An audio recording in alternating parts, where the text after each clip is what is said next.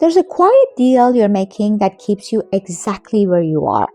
Hi, I'm Dr. Shahrzad Jalali, clinical psychologist, and today we're talking about the moment most people don't like to talk about.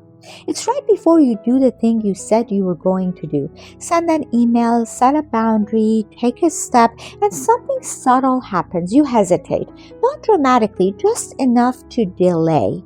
And then you make a quiet deal with yourself. I'll do it later.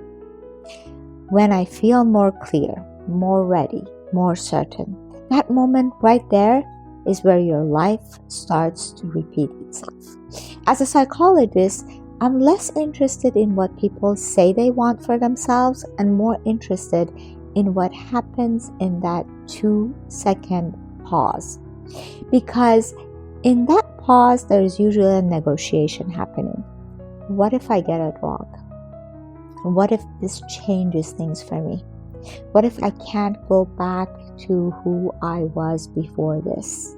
And instead of asking these questions out loud, we translate them into something more socially acceptable. I'm just tired. It's not the right time right now. I need to think about it a little bit more. What's actually happening is this. You are maintaining an internal contract, one that was written a very long time ago.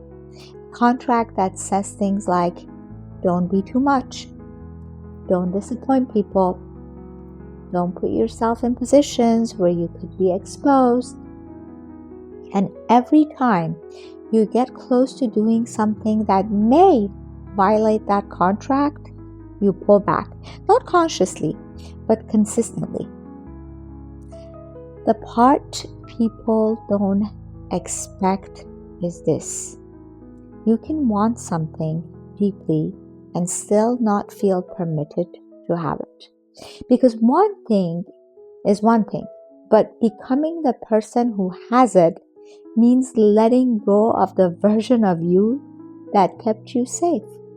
And most people don't resist change, they resist the loss of who they've been. Change doesn't happen when you finally feel ready. It happens when you start relating differently to the moment of hesitation. Shift 1. Stay in the moment longer than you usually do. Next time you feel a pause, don't rush past it. Just notice, what am I about to avoid right now? Shift 2. Reduce the distance between the thought and the action. Most people give themselves too much time to reconsider. Try this instead.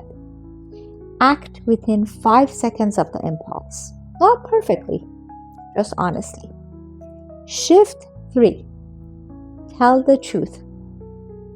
Instead of I'll do it later, try I don't want to do this because I'm afraid of what might happen. There's something stabilizing about telling the truth to yourself. It removes the illusion and gives you a choice. At a deeper level, this isn't about productivity or goals. It's about self-permission. Some part of you learned that certain things, visibility, success, saying no, taking up space, come with a cost. And that part is still operating quietly, efficiently.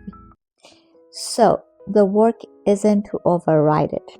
It's to ask, what does this part think will happen if I actually move forward? You don't need more pressure. You need a different relationship with that moment where you almost act and then don't. Because your life is not shaped by your intentions. It's shaped in those small, nearly invisible negotiations. If you start noticing them, you'll start changing them. And that's where things actually begin to move.